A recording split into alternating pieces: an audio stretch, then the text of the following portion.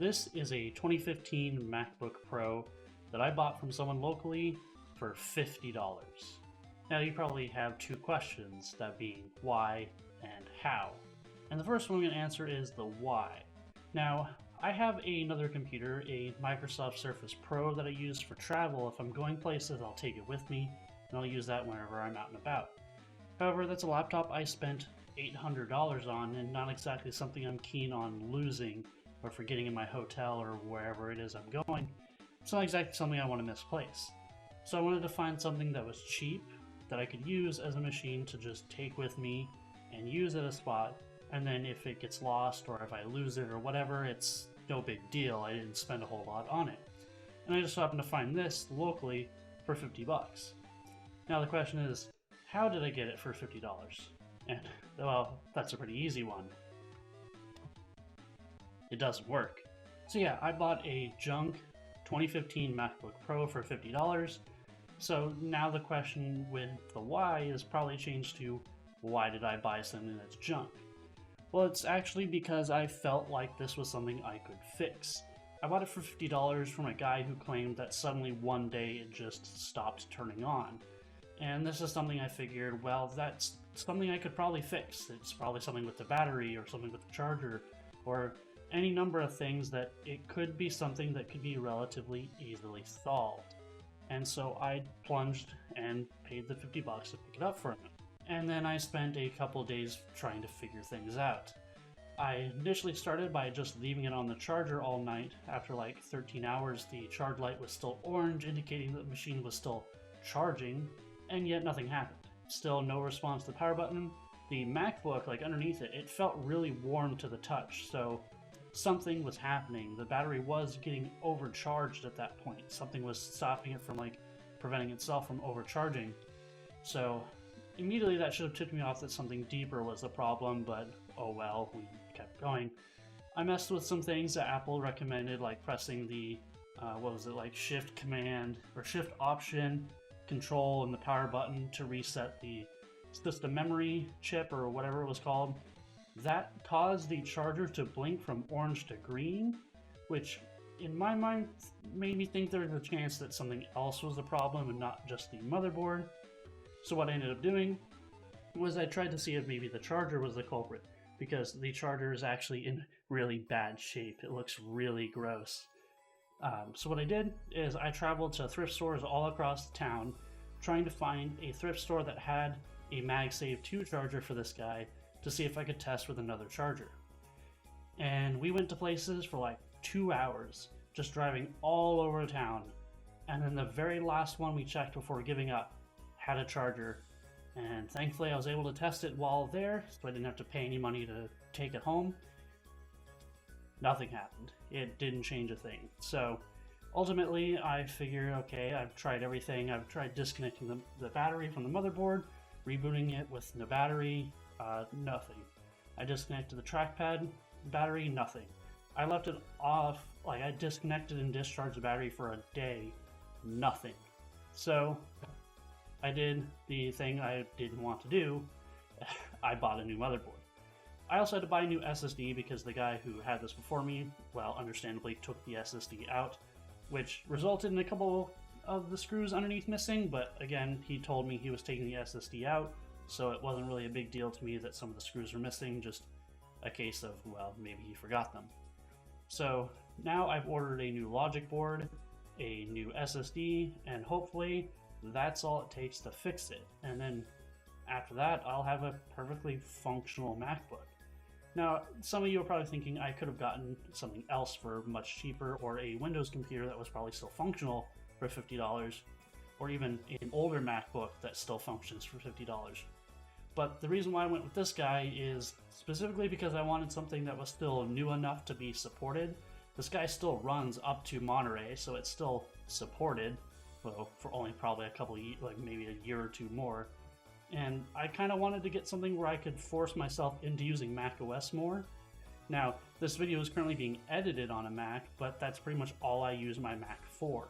So I wanted to have something that gives me an excuse to use another Mac and have it be like a driver or something I use regularly when I'm not home.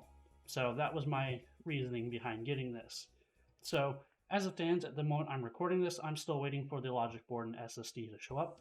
Then I'm gonna plop them in and take the painful process of taking the whole thing apart to get the motherboard out and swap it, and then hopefully something changes once the new one is in. And after a few days of waiting, all the parts I needed arrive. Oddly enough, along with this flash drive that has macOS Catalina written on it. Definitely gonna use that. And after all the parts arrived, I went through the painful process of swapping out the logic board. Now this is the second Mac I've ever actually opened, the other one being my iMac G3, so I had to follow a guide, and thankfully iFixit has a pretty comprehensive guide on how to take this thing apart. I was really worried about just breaking something in here, since I know a lot of these are a pain to work on, specifically made to be so, but thankfully I didn't end up crashing or breaking or destroying anything in this long process. It just took me some time to do so.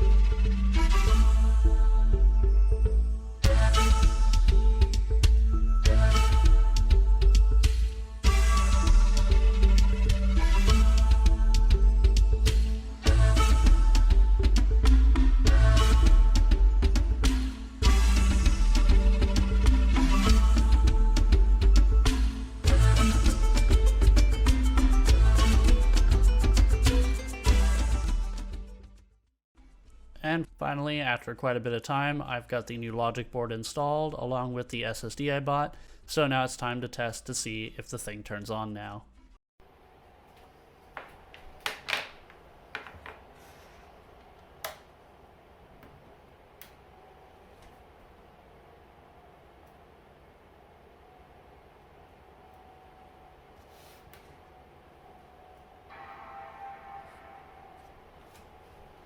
Hell yeah. After it was all said and done, I realized one issue. The SSD didn't work. Here I was able to at least get it installed into a flash drive to verify, but yeah, the SSD I bought just isn't recognized by macOS at all. Another couple days later, a new SSD, and this time it was actually functional and was recognized by the macOS installer, or recovery tool in this case, instantly, and I was able to get macOS installed onto it. Now I do have an idea as to what went wrong with the other hard drive. The other one I ordered is just a normal NVMe drive plugged into some adapter for the pinout, which I guess isn't supported or had some sort of weird quirk, because the eBay listing did mention the machine having to be updated to a specific version of macOS, but even though this one could be updated to that, the SSD still was not recognized, so I had to buy something completely different in order to get this machine to actually boot off an SSD. And after that, I just did some various testings of the MacBook to make sure that nothing broke while I was reassembling it. When I had it installed through the flash drive, I didn't really test all the features like the webcam or anything like that just to make sure it worked. So I took some time here to make sure the keyboard worked, the webcam worked, the microphone worked, and the networking worked. And just messed around with it for a little bit, and it all functions. So now the question is, how much did this all cost me? Well, the MacBook itself was $50, as I mentioned before. The logic board I bought was only $40, and the SSD that I bought that does function was only $13. Meaning altogether, I only paid $103 to get this working MacBook Pro 2015. And that's a pretty good price if you compare it to what it's being asked for on sites like eBay. So I definitely got a pretty good deal here. Now, would I suggest doing something like this? Well, it really depends on just how old of a machine you're looking at doing. I got off lucky in that the parts for the 2015 are relatively cheap. I'm sure that it has to do with the fact that all the M-series chips have just vastly outdated this thing. But overall, it was a pretty easy process. Most of the time was just waiting for these parts to arrive and the headache with the SSD. But now that that's all resolved, I'd have a perfectly functional machine that I paid dirt cheap for. So with that, if you found this interesting, please give it a like and a subscribe, as there will probably be more stuff like this in the future. I've got some other repair stuff planned, got some things in mind, and some stuff that I've already recorded from almost a year ago. So with that, I want to thank you all for watching, and I will see you all next time.